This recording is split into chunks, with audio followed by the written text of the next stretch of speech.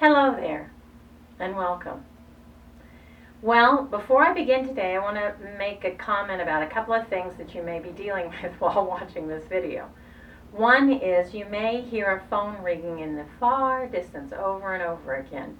This has to do with some trouble I've been having with my phone for some time, and I deeply apologize for it. I've addressed it as best I can, and we'll just have to soldier through without it being fixed.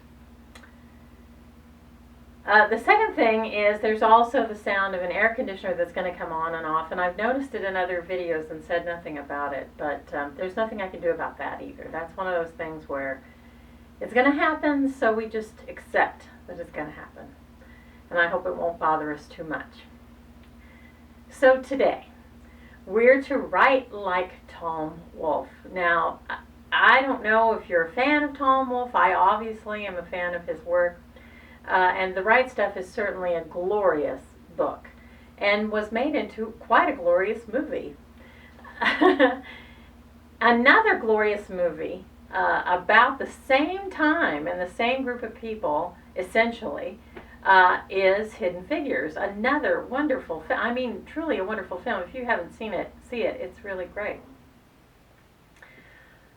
Both of the films and the book have things in common that make them special.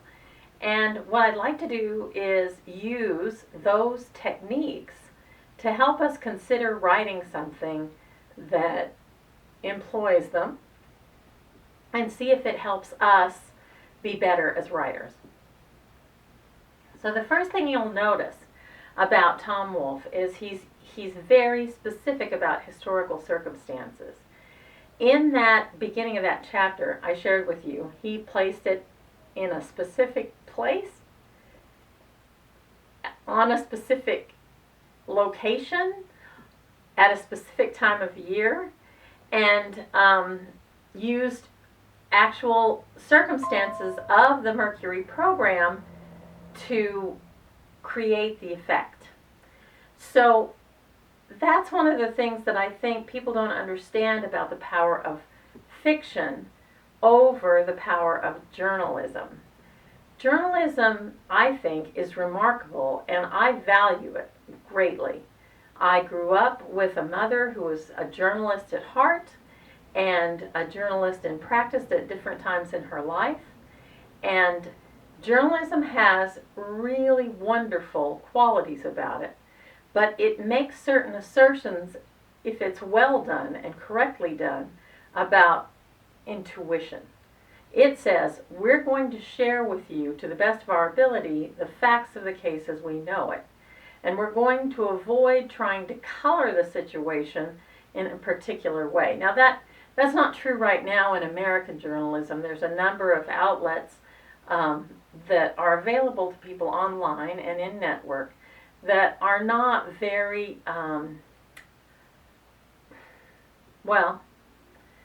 fair and balanced. They put a spin on things, they put a filter on things. Even the stories they choose indicate things that they don't want you to pay attention to as much as things they do want you to pay attention to. And there's no way to erase absolutely bias in reporters or news outlets. It exists, and it's important that reporters and news outlets be aware of their tendencies and their biases in order to be as fair as they possibly can be. Although that fairness has been sort of tossed out the window by a lot of people, not just journalists, just humans lately. But fiction has a great power over things that journalism doesn't, and that is that it can take the exact circumstances, the exact factual circumstances of a situation, like the Mercury program, and really study those circumstances and really pay attention to those facts and use them as a foundation for insight. So what a great novelist does, and sometimes great poets, because great poets have done this too, is they take these factual situations and they study them closely and they intuit things that cannot be shared any other way. feelings and tendencies and perspectives that can only be shared through the imaginative work of the author. So in a way, fiction has great power over other forms of expression, or I should say writing has great power over other forms of expression in that way, in that it can take circumstances and use them to produce a more full narrative of what's really going on. And of course, that's what we're really drawn to, are these very full and interesting narratives. So, the second thing that he does, that Wolfe does with these facts of the Mercury program moving to Houston, he starts to apply intuition to it. In other words, he says, okay, how is the air conditioning in Houston different than the air conditioning in a lot of other places?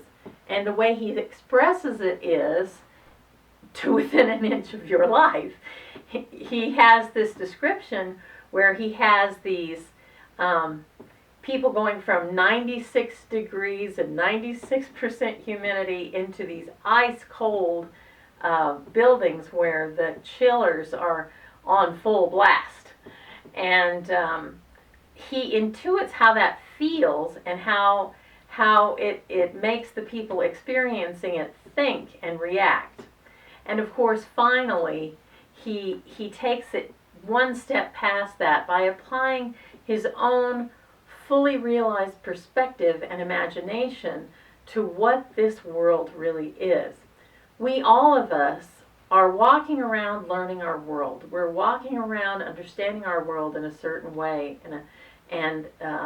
So here he is writing about the Mercury astronauts, and he has never been one, but he has been in this world, and he does understand things because he studied them. And then he takes his own personal perspective, and I must admit, wit, and applies them on top of that. And it's beautiful and funny.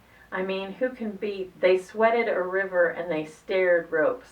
They just sweated and stared. Okay. You can't beat that. It's so wonderful. So, and I could have read from any number of chapters in the book. They're all wonderful. Because Wolfe, in The Right Stuff, is really at the top of his game. And he does one other thing in that passage that you may not have noticed that is very interesting too. He flips for a very brief moment into present tense.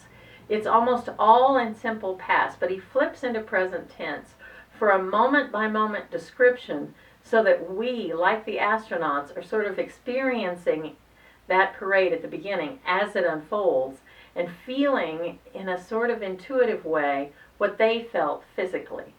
So that's also a thing to consider in this exercise. So what I want you to do is this.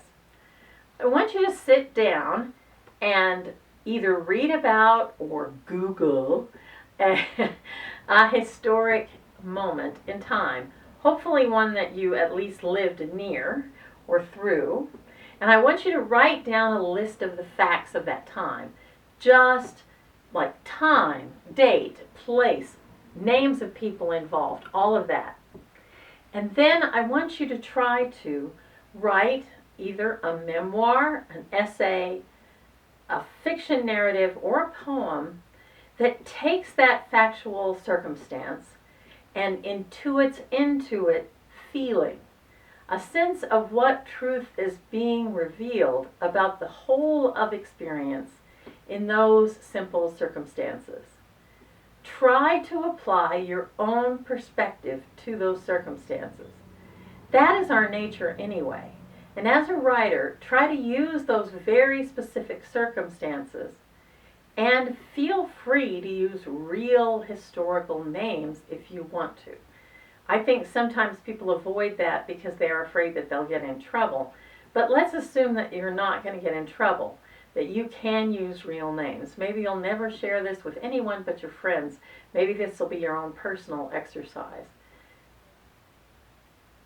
And it will be interesting if you allow yourself to be completely truthful about your impressions and your understanding of the world through these particular circumstances.